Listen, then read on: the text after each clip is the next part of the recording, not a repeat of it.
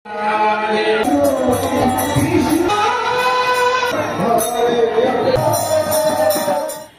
বন্ধুরা, welcome back to my channel Mantis blog. সবাই কেমন আছো? আশা করছি সবাই ভালো আছো। চলে এসেছি একটা নতুন ব্লগ নিয়ে। আগের ব্লগে আমি বলেছিলাম যে আমাদের আমবাগানে কীর্তন শুরু হয়ে গেছে, আর তো সেটাই আজকের থেকে তোমাদেরকে একটুখানি শেয়ার করব। তো কীর্তন শুরু হয়ে গেছে, 3 দিন অলরেডি পার হয়ে গেছে। তো আমরা ছিলাম না এখানে। তো আজকের থেকে এই যে লাইট দেখছো যে সেখানেই আমাদের বাড়ির খুব কাছেই হচ্ছে কীর্তন, তাই মানে পুরো এত মানে ভালো লাগে। আর এই কীর্তন 10 দিন চলে, তো আমাদের 10 দিনই পুরো আমাদের বাড়িতে পুরো নিরামিষ চলে কীর্তনের জন্য। আর মৎসবের পরের দিন থেকে শুরু হয় আবার।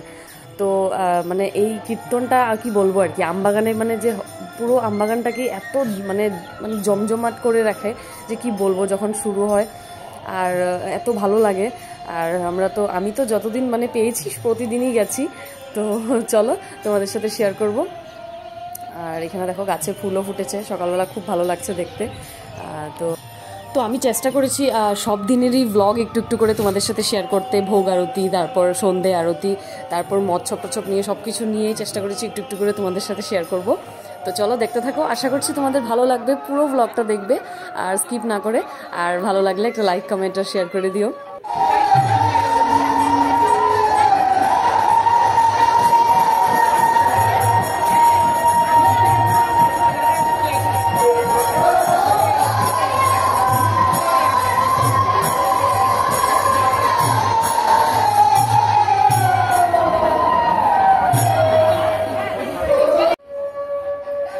তো সব বাচ্চা পার্টিকে নিয়ে এসেছি, আমার ছেলে, এই যে শাশুড়ি মাও আছে এখানে, বাতি ধূপকাঠি এগুলো জ্বালাচ্ছে।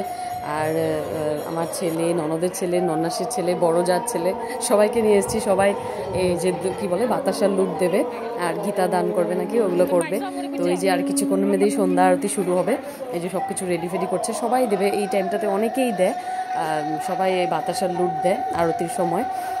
এই যে সবাইকে নিয়ে এসেছি, সবাই প্রণাম টনাম করছে।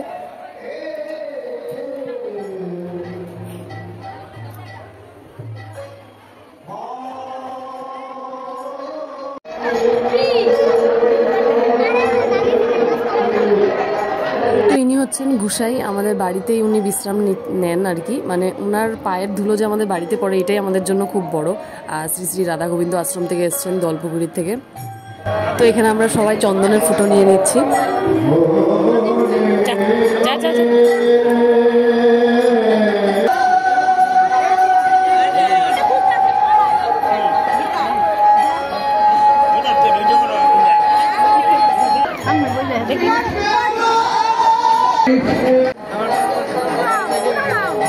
আমি ফুটা ले लो।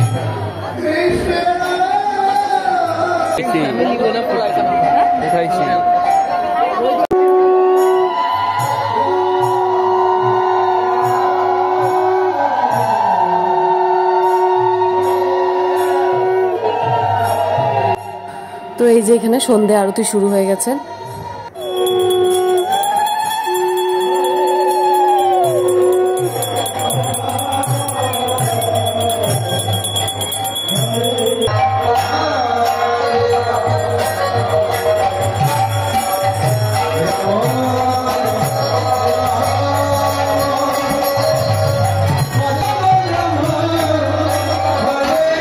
দেখতে পারছো কিনা জানি না, অনেকটা ভিড় ছিল।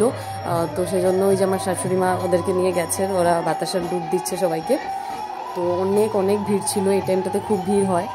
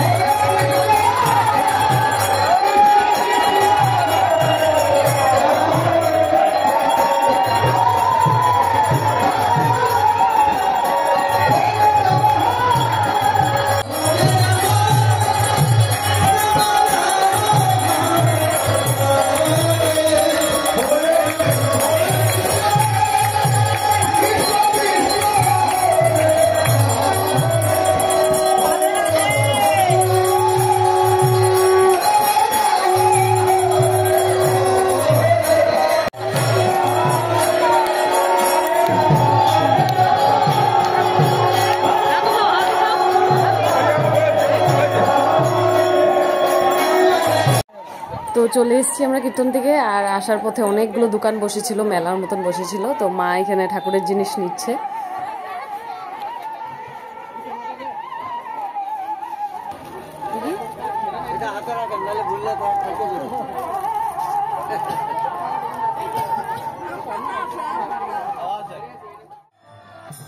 তো এটা হচ্ছে পরের দিন সকালবেলা ভোগ আরতির পরে। তো এখানে আমরা চলে এসেছি, আমি আর আমার ননদ চলে এসেছি কীর্তন দেখতে। আর এখানে দেখো, এইনাকে তো অনেকেই চিনো, ইনি হচ্ছেন মদন মোহন পার্টি বলে, বা কেউ বলে কাজলের পার্টি। তো ইনি খুব ফেমাস, সবাই এনাকে চিনে, খুব সুন্দর কীর্তন করে উনি। তো ওনার পার্টিটা খুব সুন্দর কীর্তন করে।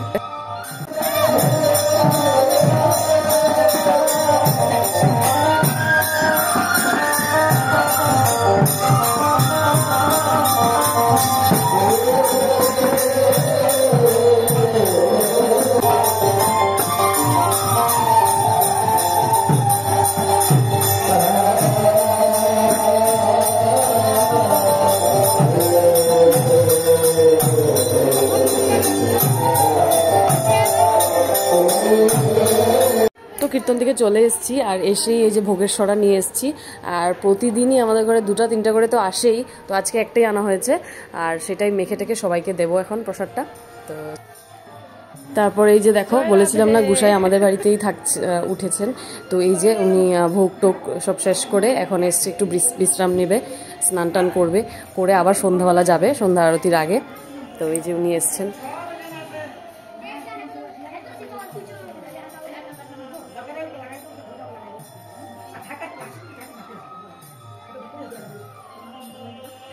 এই যে প্রসাদটাকে এখন সব একটা বড় গামলাতে ঢেলে ভালো করে মেখে তারপর সবাইকে এক দলা করে দেব।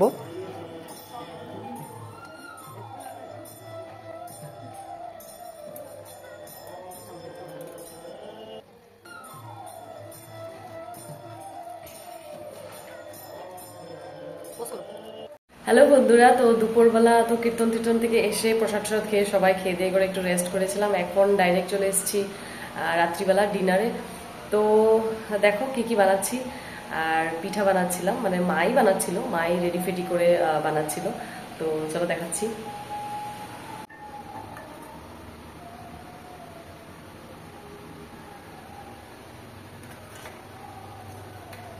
এই যে মা আধা বানিয়ে তারপর মা বললো মা কীর্তনে যাবে, সন্ধ্যা আরতিতে গেছে, তো আর বাকিটা আমি বানালাম। আর রাত্রিবেলা করব এই যে বেগুন ভাজা, গরম গরম বেগুন ভাজা করব। আর এখানে আছে চচ্চড়ি আছে, তারপর এখানে মটর পনির করেছিলাম, এটা হবে। আর এখানে ভাত বসিয়ে দিয়েছি, ভাতও হচ্ছে। আর এখানে আটাও মেখে নিয়েছি, আধা মানুষ খাবে রুটি আর আধা খাবে ভাত, তো সেজন্য। তো চলো।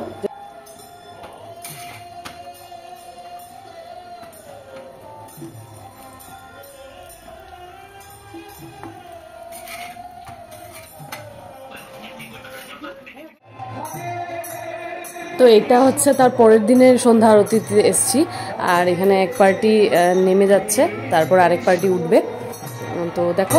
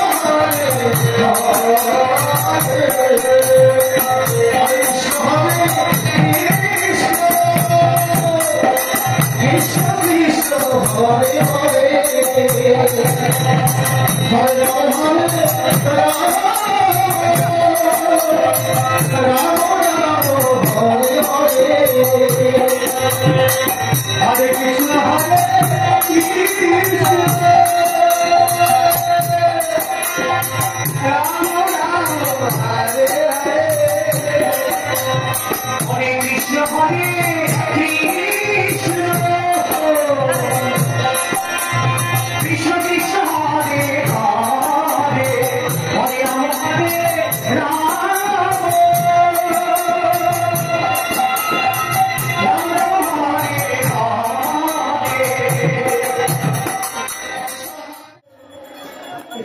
তো এইটা হচ্ছে তার পরের দিনে সন্ধ্যা আরতিতে এসছি আমরা, আর এই যে আরতি শুরুই হয়ে গেছে।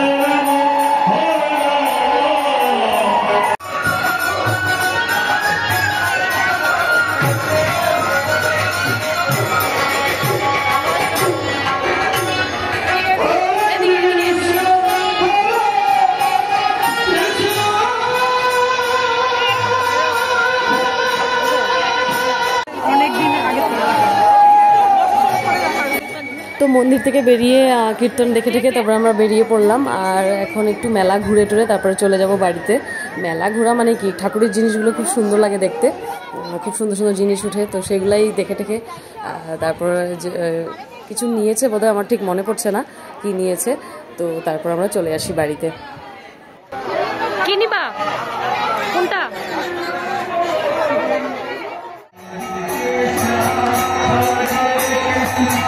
তো এটা হচ্ছে পরের দিনের সন্ধ্যায় আরতির সময়, সেই সময় একটু চেষ্টা করেছি উঠানোর। প্রতিদিনই চেষ্টা করছিলাম একটু একটু উঠাতে, আর উঠানো যায় না তবুও চেষ্টা করেছি একটু একটু করে উঠাতে। আর অনেকটা ভিড় ছিল, অনেকটা ভিড়, কি বলবো। এটা বোধহয় লাস্টের মানে মৎস্যপের দিনের আগের দিনটা বোধহয়। তো চলো দেখতে থাকো।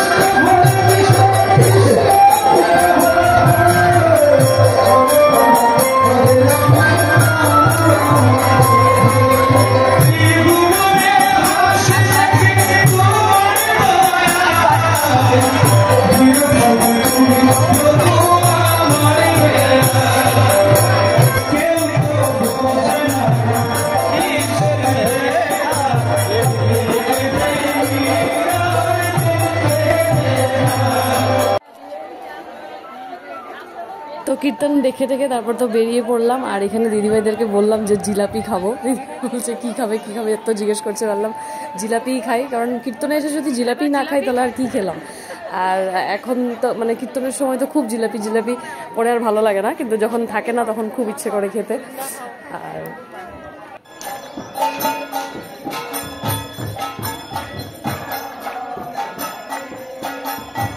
তো এটা হচ্ছে শেষের দিন, মানে মৎস্যপের দিন আর কি।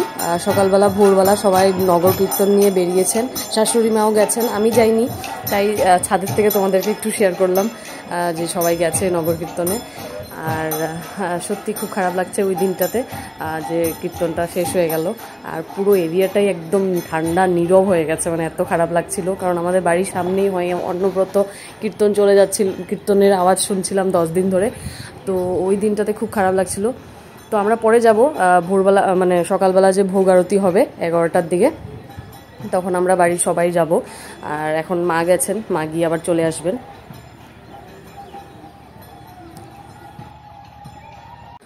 তো এই যে আমরা চলে এসেছি, আর এটা হলো একটা রিচুয়াল আর কি, দইয়ের পাতিল ভাঙা হয়। জানি না এটা কেন করে, তো তো এটা করার পরে এটার দইয়ের ফুটা কেউ ফোঁটা লাগায়, কেউ গালে মাখে, কেউ খায়। এটা একটা প্রসাদ হিসাবে করে আর কি। হয়তো কৃষ্ণর কিছু রিলেটেড আছে সেজন্য এটা করে, তো আমি ঠিক জানি না এটার কী কারণ। এই লাস্টের দিন কেন দইয়ের পাতিলটা ভাঙা হয়, বোধহয় কৃষ্ণের মাখন চুরি করে সেটারই কিছু একটা রিলেটেড হবে।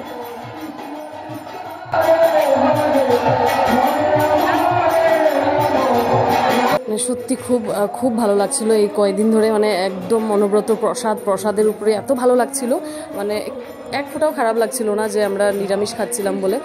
এত ভালো লাগছিল প্রসাদগুলো খেতে। কিন্তু এই প্রসাদ আবার খেতে খেতে 1 বছর, মানে খুব মিস করবো প্রসাদগুলোকে। তো চলো।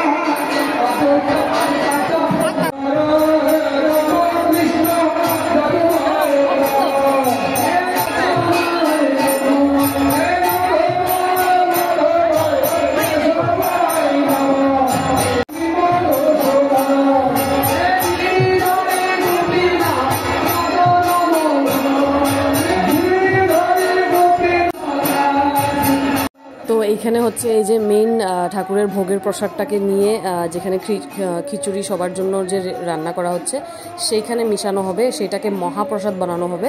তো মানে এখানে আসার পর যদি মহাপ্রসাদ মুখে না দিয়ে আসো তাহলে মানে খুব খারাপ হবে। তো মহাপ্রসাদ নিয়েই যেতে হয়।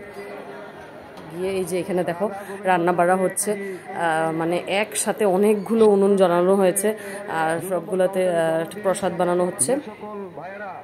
এই অনুষ্ঠানে অংশগ্রহণ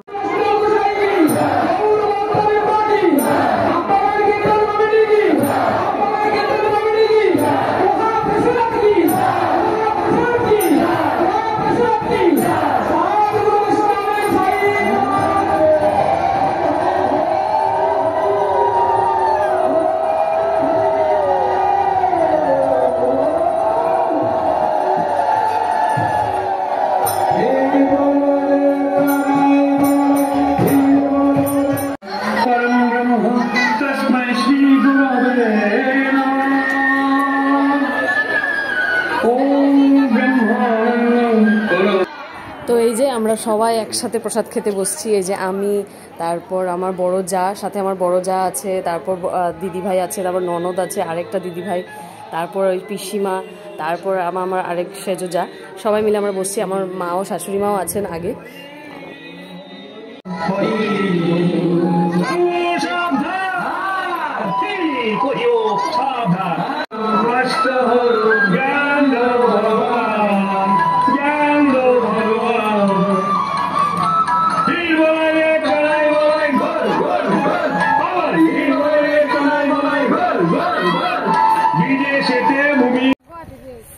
তো প্রসাদ নিয়ে আমরা বাড়ি চলে যাই। এই যে একটু ঘুরে টুরে তারপরে যাই বাড়িতে।